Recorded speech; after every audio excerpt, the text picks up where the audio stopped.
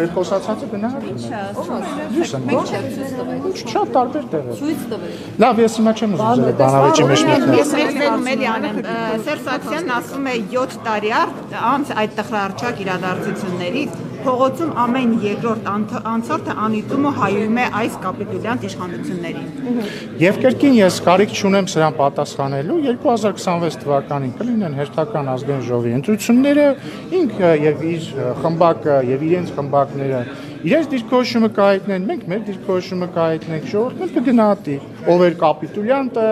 ով ու մեշին էր պաչել, ով էր էշը, ով էր ավանակ։ Ընտրությունները վերջին արդյունքները Գյումրի եւ Փարագրավում ամեն դեպքում դες մտահոգում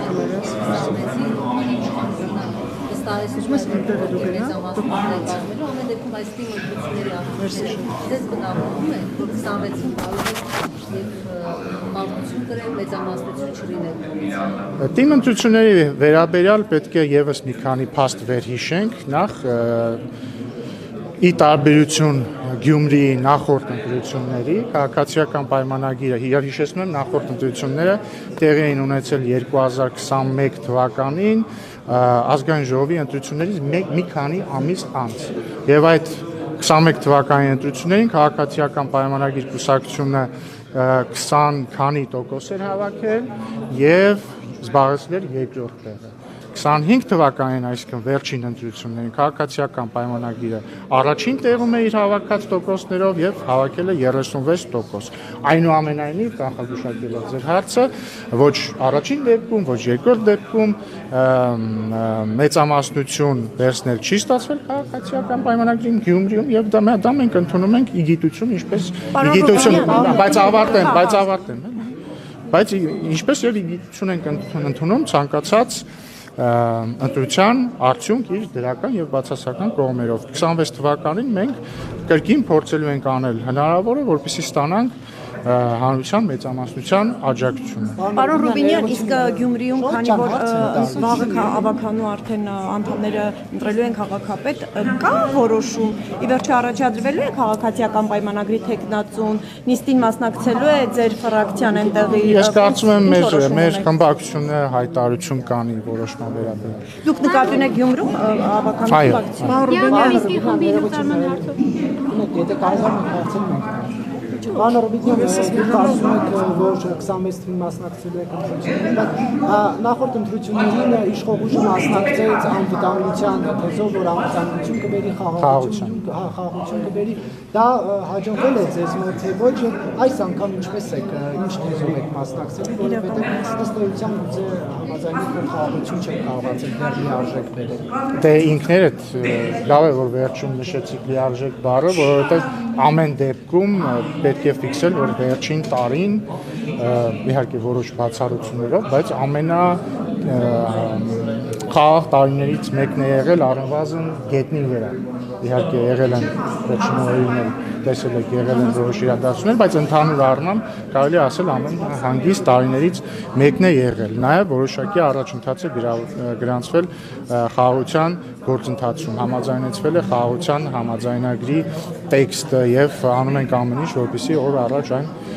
ստորագրվի։ Ինչն է լինելու ընտրություններում մեր թեզը բնականաբար միայն մի թեզ չէ, որ լինելու է կյանքի տարբեր ոլորտներին է վերաբերվելու, բայց մենք շարունակելու ենք իրական Հայաստանի գաղափարախոսության շրջանակներում շարժվել առաջ եւ առաջարկել մեր քաղաքացիներին այն լուծումները, որոնք մենք տեսնում ենք։ Փաշինյանի ամբստանություն կա հասարակության մոտ, գնահատում որ Փաշինյանի որևէ խոսքում Դե սիրելի գործընկերներ, դա ձեր գնահատականն է։ Ես նույն կերպ հիշում եմ, ոնց էր 2021 թվականից, ոնց էին ձեզնից բոլորը նորից նույն հարցերը տալիս, պնդում, որ քաղաքացիական պայմանագիրը եւ վարչապետը չգիտեմ, չունեն վստահություն, այնտեղ որներ են գելապ կար մի հատ ասում էր Ռոբերտ Քոչյանն է հաղթելու, բայց 2021 թվականի ընտրությունները ցույց տվեցին ժողովրդը ինչ է իրոք մտածում։ Հիմա 2026 թվականին նույնպես ընտրությունները ցույց կտան, թե ժողովրդը ինչ է մտածում։ Կրկին ձեր բոլոր հարցերին իմ պատասխանը հետևյալն է 2026 թվականին ժողովրդը ցույց կտա, թե ինչ է մտածում, ինչ է ուզում։ Շատ ասում, պարոն Ռուբինյան, խծաբերդում ասում են թող Խծաբերդում չէ։ Խնածախում կոնկրետ ասում է, որ թող տպական պատգամավորները գան, մեկ օր այս գրակոչների ձայնի տակ քնեն։ Տեսնենք այդ խաղաղությունը իրենց ձեռք է տալիս դուրեկան է, ընդհանրապես կապրեն այս պայմաններում։ Ես այդ հարցը չլսեցի ուղղակի։ Իրենք ասում են, թող տպական պատգամավորները գան այս գրակոչների տակ ապրեն, տեսնեն այդ խաղաղության մեջ կարող են ապրել։ Հարցը ձեր չլսեցի։ Կգնաք խնածախում մի գիշեր ապրելու, պարոն Ռուբինյան։ Մեր պատգամավորները ընդհանրապես երբեք էլ ոչ մի խնդրեմ չեն ունեցել որևէ տեղ գնալու, ժողովրդի հետ շփվելու, եւ ես վստահ եմ, որ մեր սյունեցի պատգամավորները դա անում են բարբերաբար։ Պարոն Ռուբինյան, այս կոմենտարի ընտրություններին Շուշի հադրութի դեօկուպացիա լինելու է ձեր նախընտրական ծրագրը։ Ոչ։ Պարոն Ռուբինյան, Սերժ Սարգսյանը խոսել է նաև խաղաղության համաձայնագրի մասին, ասել, որ դա մոլորեցնող է եւ միակողմանի, խոսելով նաև բանակցային գործընթացի մասին հնարավորություն տեսնում է դա վերադարձնել միջազգային օրակարգ, բանակցողին փոխելու եւ նաև այսպիսի ձևակերպում է արել, որ համարժեք իրավական գնահատականի արժանանան վարչախմբի գործողությունները։ Խնդրեմ մեկնաբանեք։ Դժվար է մեկնաբանել անիմաստ հայտարարությունները, պետք է ասել հետևյալը, ես ձեզ բոլորիդ ուզում եմ հիշեցնել, որ 2023 թվականի, եթե չեմ սխալվում, օգոստոսներ կամ սեպտեմբերի սկիզբն էր, Սերժ Սարգսյանի եւ Ռոբերտ Քոչարյանի ուղիղ հովանավորության տակ գտնվող ուժերը եւ Դաշնակցության Լեռնային Ղարաբաղում իրականացրեցին իշխանափոխություն։ Արայք Հարությունյանը հրաժարական տվեց, իրենց ուժերը ընտրեցին պարոն Շահրամանյանին։ Այդ նույն օրերին, այսօրվա պես ես հիշում եմ, Ազատության հրապարակում անցկացնում էին հանրահավաք, որտեղ լրագրողները, եթե չեմ սխալվում, նույնիսկ նարեկներ կարող է, բայց վստահ չեմ, կամ փայլակներ, մոտեցան Ռոբերտ Քոչարյանին եւ Սերժ Սարգսյանին, հարցրեցին, ինչպես է գնահատում իրադարձությունները Ստեփանակերտում, ասեցի շատ լավ, ուրախ ենք, հույս ունենք, որ նույնը տեղի կունենա Հայաստանում։ Դրանից օրեր անց կամ շաբաթներ անց Լեռնային Ղարաբաղը հայաթափվեց։ Այս մարդկանց եւ Ռոբերտ Քոչարյանի եւ Սերժ Սարգսյանի ամբողջ քաղաքական հետագիծը սկսած 1998 թվականից նվիրված է հետեւյալ ֆորմուլային։ Այդ ֆորմուլան կայանում է հետեւյալում. դրոշակ դարձնել Լեռնային Ղարաբաղը, դա օգտագործել Հայաստանում իշխանություն զավթելու համար, իդեպ, երբ որ ասում են իշխանազավթումը կիրառելի է միայն Ռոբերտ Քոչարյանի եւ Սերժ Սարգսյանի բոլոր տարիներին, որովհետեւ այդ մարդիկ մեկ անգամ իրենց կյանքում ընտրություն հաղթած չկան։ Զավթել իշխանություն, հենց այդ հարցը կտակ կպատասխան։ Զավթել իշխանությունը այդ պատրվակով, կեղեքել, հարստարել, թալանել Հայաստանի ժողովրդին ու այս է իրանց կյանքը, իրանք ուրիշ քաղաքականություն չունեն, իրանք թքած ունեն թե Հայաստանի ինքնիշխանության վրա, թե ժողովրդավարության վրա, եթե հարցնեք որտեղից էին պնդումը, որովհետև Սերժ Սարգսյանը մի մարդ է, որը 2018 թվականին ասում է Նիկոլ Փաշինյանը ճիշտ էր, ես սխալվեցի, 2025 թվականին ասում է իշխանազավթում է տեղի ունեցել։ Մի հարց էլ տամ էլի, եթե ինքը ասում է, որ հայ ժողովուրդը սխալվեց, մեծ հաշվով դա էր ասում երևի Սերժ Սարգսյանը, չէ՞ որ մոլորեցին հայ ժողովրդին։ Լավ, ենթադրենք իր տրամաբանությամբ մոլորեցին։ Հետևաբար ինչու է 2018 թվականին տեղի ունեցած իշխանազավթում։ Ով է ումից զավթել իշխանությունը, ոնց ինչ մեխանիզմով, թող պատասխանները տա։ Ասում եք ընտրություններում հաղթած չկան, բայց պատերազմներում են պարտված չկան։ Որ իշխանության ժամանակ են ավելի շատ կորուստներ ունեցել։ Սերժ Սարգսյանի, Քոչարյանի, թե ձեր իշխանության ժամանակ։ Սերժ Սարգսյանը եւ Ռոբերտ Քոչարյանը իմ նկարագրած հետագծի բերումով մեծագույն դերակատարություն եւ մեղք ունեն Լեռնային Ղարաբաղի հայաթափման հարցում եւ դրա վերջին արարը այն էլ ինչ ես նկարագրեցի, երբ որ իրենք Լեռնային Ղարաբաղում իրականացրեցին իշխանափոխություն եւ դրանից շաբաթներ կամ օրեր անց Լեռնային Ղարաբաղը հայաթափվեց։ Եթե դա չլիներ, ձեզ կհաջողվեր Արցախի ժողովրդի իրավունքների եւ անվտանգ ապրելու հարցը Լեռնային Ղարաբաղում միջազգային մեխանիզմներով ապահովել։ Մենք ամեն ինչ անում ենք դրա համար։ Բայց կստացվեր, պարոն։ Դուք հիմա հիպոթետիկ հարց եք տալիս, ես կարծում եմ կստացվեր։ Այո, ես մեղադրում եմ իրենց տապալելու մեջ դա եւ ես ասում եմ, որ մենք անում էինք ամեն ինչ, որպեսզի Լեռնային Ղարաբաղի ժողովուրդը կարողանար անվտանգ ապրել Լեռնային Ղարաբաղում, բայց հետո եղավ այն ինչ եղավ։ Բայց ձեր օրակարգի նշաձողը իջեցնելուց անցել էր ավելի քան 1 տարի, բայց ոչ մի կերպ չէիք ասում, թե չէիք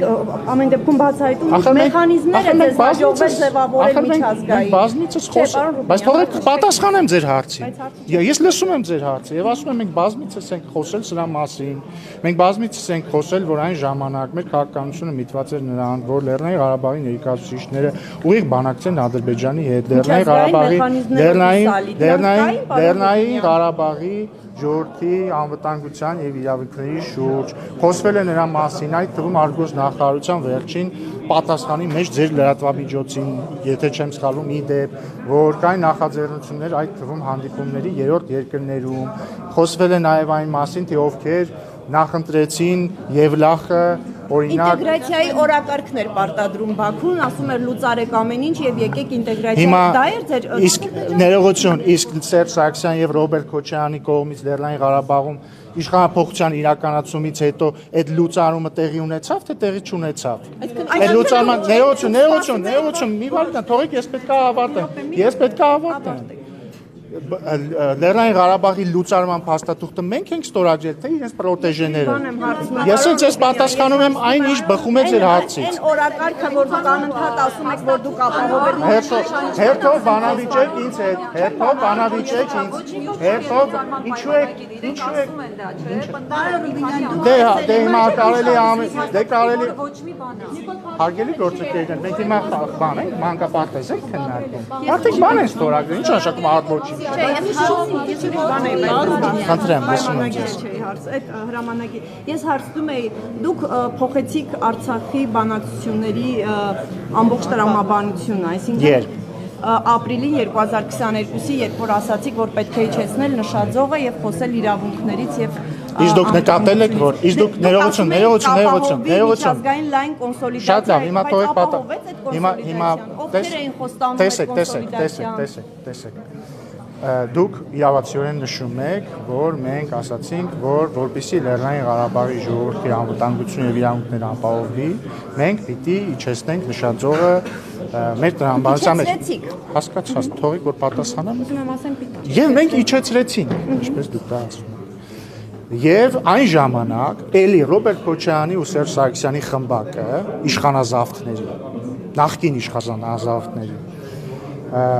եւ Լեռնային Ղարաբաղի գրեթե ամբողջ էլիտան, այսինքն մեծ մասը կուսակցությունների, նախկին նախագահները, այդ պահի նախագահները մեզ ասում էին դավաճաններ, այսինչ եք անում, ոչ մի դեպքում անկախությունից պետք է շարունակենք խոսել Լեռնային Ղարաբաղի անկախության մասին, այնտեղ նաև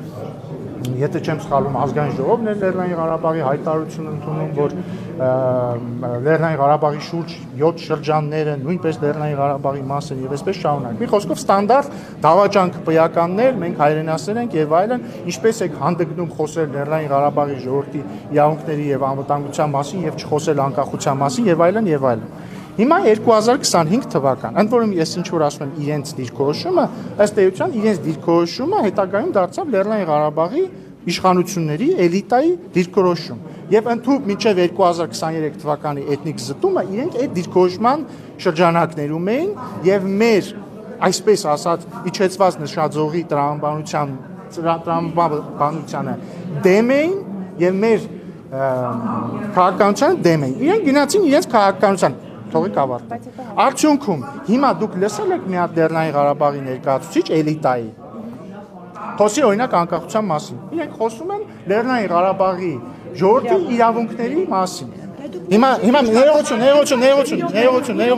ներողություն։ Այսինքն, երբ որ Լեռնային Ղարաբաղի ժողովուրդը այնտեղ էր եւ մենք առաջարկում էինք խոսել դրա մասին,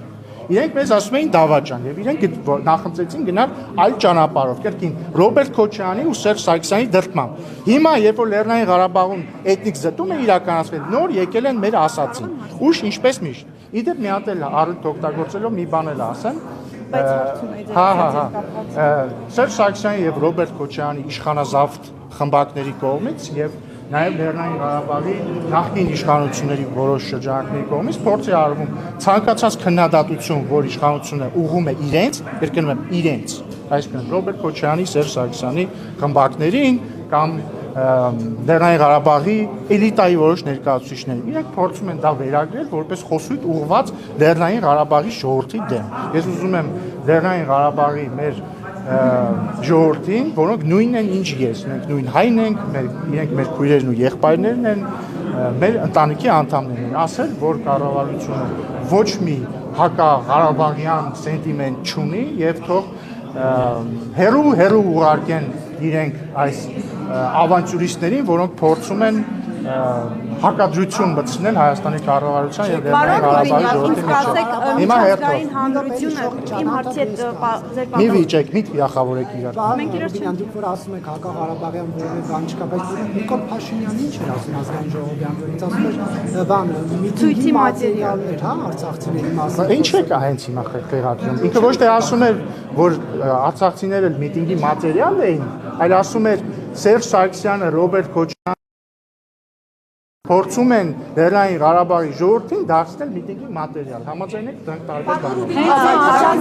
Իսկ կարող եմ ձեր ասացի հետ կապված մի հարց տալ։ Դուք նկարագրեցիք ամբողջ այդ process-ը, բայց դուք կասեք օրինակ այդ ընթացքում միջազգային ինչ կոնսոլիդացիա ձեզ հաջողվեց ապահովել այդ օրակարգի շուրջ։ Ովքեր էին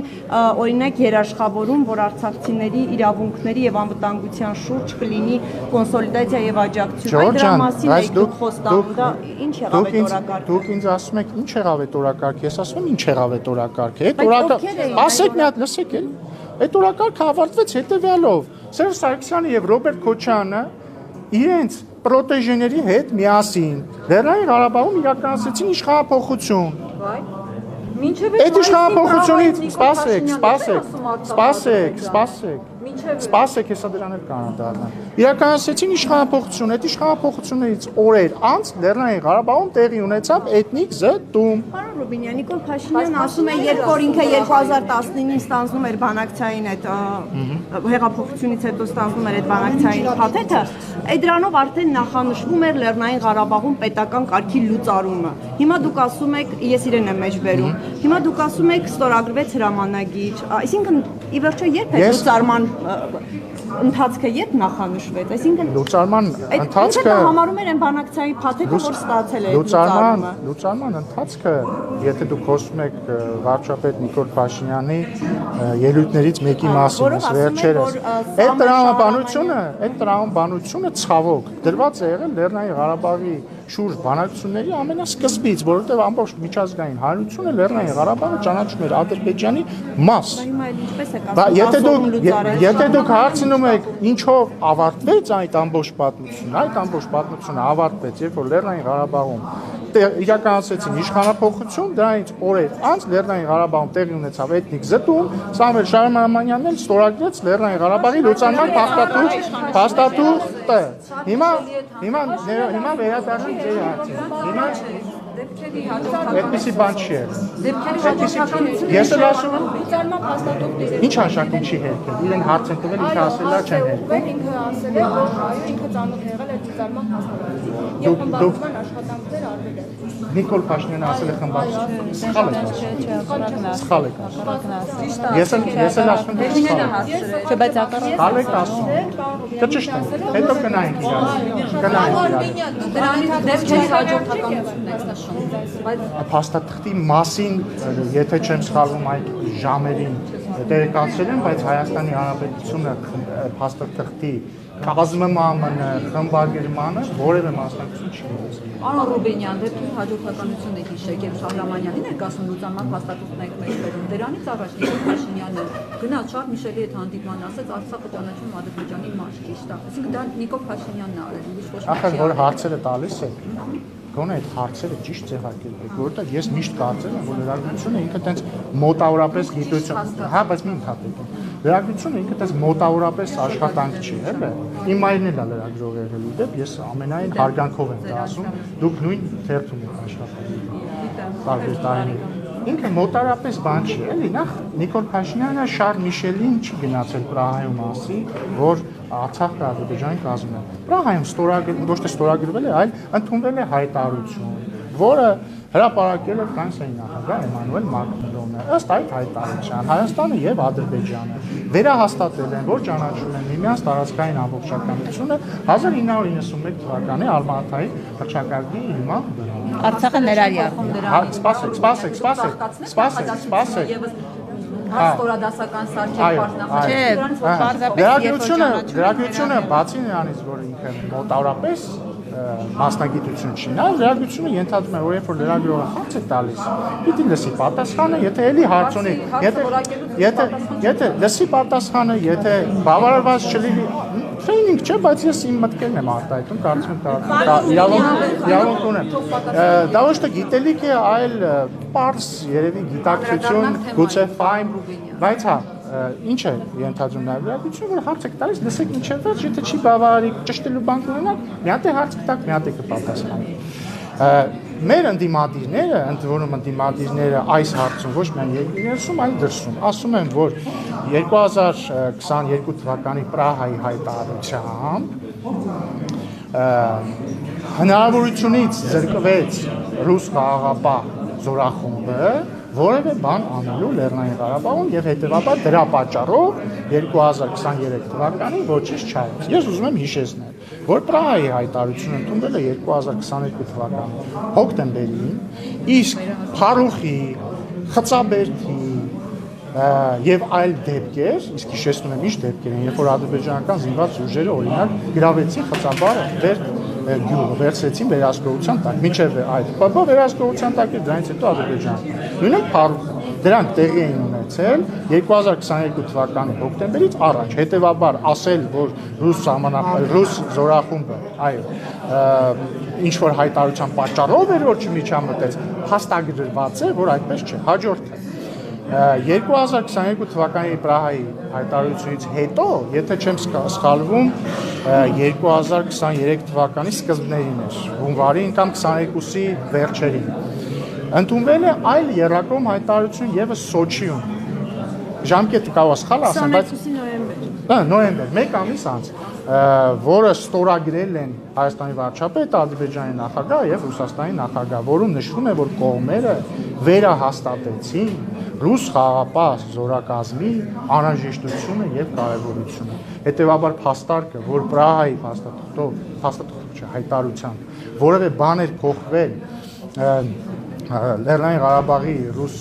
խաղաղապահների որևէ ֆունկցիայում, հա, հիշում եմ, որևէ ֆունկցիայում, հիշում եմ, որովհետեւ դուք հարցը տալիս եք Պրահայի հայտարարության մասին, ես ուրիշ տեղ չեմ տանում, դուք հարց տվեցիք, փորձելով ձեր հարցը կապել, հարցով կապել Պրահայի հայտարարությունը էթնիկ զտման հետ, ես էլ ձեզ ասում եմ, թե որն է կապը իրականում։ Մի վայրկա, ես հիմա այս հարցի կպատասխանեմ, հաջորդում ձեր հարցի կպատասխանեմ։ Եվ հետևաբար Պրահայի հայտարարությունը որևէ կերպ որևէ բան չէր փոխել ոչ ռուս խաղաղապահ զորակազմի ֆունկցիաներում, ոչ կարգավիճակում, ոչինչում։ Էլ չեմ ասում, որ նոյեմբերի հայտարարության համաձայն ռուս խաղաղապահ զորակազմի գոյությունը եւ ներկայությունը Լեռնային Ղարաբաղում պայմանավորված չէր ոչ Լեռնային Ղարաբաղի այս կամ այն կարգավիճակով, ոչ Հայաստանի եւ Ադրբեջանի այս կամ այն դիրքորոշմամբ այս կամ այն հարցի շուրջ, այլ ձևով սպիտակին դրված էր, որ 5 տարով է այնտեղ երկարաձգման, եթե կողմերից որևէ մեկը 6 ամիս առաջ չի ասում ոչ։ Ձեր ասածը, որ Նիկոլ Փաշինյանը ասում է 86600 քառակուսի կիլոմետր ճանաչում եմ Ադրբեջանի, ոչ մի բան իրենից չէր ներկայացնում այդ հայտարարությունը։ Լսում եք դուք։ Ես ասում եմ ձեր հարցի համատեքստը հետևյալն է։ Ձեր հարցի համատեքստը ասում է, որ քանի որ ընդ որում ձեր հարցի համատեքստը չի միայն էլի, մեր անդիմադիր խմբակների եւ նաեւ դրսից նրանց ինչ ասեմ, ձայնակցողների հետեւյալ թեզն եք դուք կրկնում, որ Փաշինյանը Ղարաբաղը ճանաչեց Ադրբեջանի մաս Պրահայում, հետեւաբար տեղի ունեցավ էթնիկ զտումը։ Այն փաստը, որ ռուս խաղաղապահ զորակազմը այնտեղ էր եւ ոչինչ չարեց չնայած պիտի անել, ոչ մեկի չի հետաքրում։ Այն փաստը, որ Լեռնային Ղարաբաղի իշխանություններին հորդորեցին, օրինակ, չգնալ Սոֆիա կամ Բրատիսլավա։ Բայց ասեն ադրբեջանցիները գնալ են եւ լախ դա ոչ մեկին չի հետաքրքրվում։ Ներողություն։ Այն փաստը, որ Լեռնային Ղարաբաղի էլիտան մեզ ասում էր դավաճաններ, այսինչ եք անում, բայց ի վերջո իրենց ներկայացուցիչը ստորագրեց Լեռնային Ղարաբաղի լուծարումը, դա ոչ մեկի չի հետաքրքրում։ Պարոն Ռուբեն, Բացապես 10 օրվա իշխանությանն եք մեղադրում։ դեր ամբողջ քաղաքական Ես 10 օրվա իշխանություն չեմ մեղադրում։ Դրա համար ասում եմ Լեռնային Ղարաբաղի քաղաքական էլիտան։ Պարոն Ռուբենյան, Որ ասում եք չգնացին այ Եվրոպայում բանակցել, այ դուք ինչ եք անում, որ Արցախի իշխանությունները կարողանային հաղթահարել Մոսկվայից եկող ճնշումները եւ կարողանային գնալ Եվրոպայում բանակցելու, որովհետեւ այ շրջանում մեծ ճնշում է եղել։ Բայց այդ պնդումը որտեղից է կանում։ Նաև Ես ոչ հաստատում եմ, ոչ հերքում եմ, բայց եթե Արցախի գործիչներն են հայտարարում, խնդրում եմ իրենց հարցրեք, թող հրապարակայինորեն հայտարարեն, իմանանք դա ինչ ճշմարիտ է։ Վերջի բանի հրաժարվել, տոմսեր առել են, բայց Արցախի հանրային քաղաքական գործիչները ովքեր կաշկանդված չեն խոսելու, Դեռ խնդրում եմ այդ թվում Լեռնային Ղարաբաղի հենց այն պաշտոնյաներից հրապարակային հարցեր, որոնք այդ պահին պաշտոնյան են։ Խնդրում եմ հարցրեք, ինձ էլ հետաքրքիր հրապարակայինորեն ինչ կասի։ Պարոն Ռուբենյան, Սարգսյանը ասում էր նաև, որ իշխանափոխություն անել, կարևոր կետերից մեկը դիվանագիտական նոր կորպուսի ձևավորումն է, որ պետք է տարբերակեն դաշնակիցներին գործընկերներից։ Ինչ նկատի ունեն։ Չգիտեմ, երևի նկատի ուներ, որ օրինակ Էդգար Ղազարյանի պես հանճարեղ դիվանագետին պետքա նորից դեսպան նշանակեն։ Դա ինձ էլի փեսուն երևի նորից դեսպան կնշանակի, այդ տիպի էլի։ Պարոն Ռուբենյան, Անընդհատ ասում եք, որ նախկինները եղել են իշխանազավթներ եւ Լեռնային Ղարաբաղի հարցը օգտագործել են իշխանությունը պահելու համար։ Նախկինների բոլոր Արցախը եղել է հայկական, հիմա մենք Արցախ չունենք եւ հարցը ով է հիմա դավաճանը, կապիտուլյանտը, հողատու։ Ինչ եք ուզում ձեր հարցին պատասխանել։ Ասեք ով է։ Անիմաստ, այսինքն էլի հիմա որ էլի ասեմ, որ ես կարծում եմ, որ լրագրությունը հանրությանը ինֆորմացիա փոխանցելու համար է եւ ոչ ակտիվիզմով զբաղվելու, կասեք թիրախավորում եք մեզ։ Ես հիմա ասում եմ, ես ընդհանրապես տրամաբանությունը կհուշեր, որ պետք է ասեմ դավաճաններ են իրան, կապիտուլյանտներ են իրան, հողատուներ են իրան։ Բայց քանի որ ես ընդհանրապես դեմ եմ նրան նման խոսույթ օգտագործելուն, չէ, ներողություն։ Բայց քանի որ ես դեմ եմ նրան նման խոսույթ օգտագործելուն, ես պետք է ասեմ, կրկնեմ իմ ասածը, որ Ռոբերտ Քոչարյանի ու Սերժ Սարգսյանի իշխանազավթ խմբակների ամբողջ քաղաքական հետագիծը հետևյալն է՝ օգտագործել Լեռնային Ղարաբաղի հարցը Հայաստանում իշխանությունը զավթելու եւ պահելու համար եւ թալանել երկիրը։ Էսա։ Ու իրանք եթե ասում են հողատու, թող հարց տան իրանք, եթե իրանք համարում են, որ օրինակ Լեռնային Ղարաբաղը հայրենիք է, որը հանձնվել է, ինչու են իրենք բանակցում, օրինակ Ջաբրայելի եւ Խարվաճարի հանձնման շուրջ, արդյոք իրենք հողատու էին, կապիտուլյանտ էին, հաջորդ հարցը տամ իրենց պրոտեժեները Լեռնային Ղարաբաղում բառից բուն իմաստով ստորագրել են Լեռնային Ղարաբաղի լուծարման փաստաթուղթ, իրենք կապիտուլյանտ են ու ընդհանրապես երբ որ իրենք Հայաստանի ներքաղաքական դաշտում արդարացնում են ցանկացած երրորդ ուժի ու մեղադրում են ամեն ինչում Հայաստանին ոչ միայն Հայաստանի կառավարությանը։ Ես նույնիսկ հիշում եմ, որ Սերժ Սարգսյանը, ձեր սիրելի, 2021 թվականին հանրային հարցազրույցում Հայաստանին մեղադրում էր Գյանջայի քաղաքացիական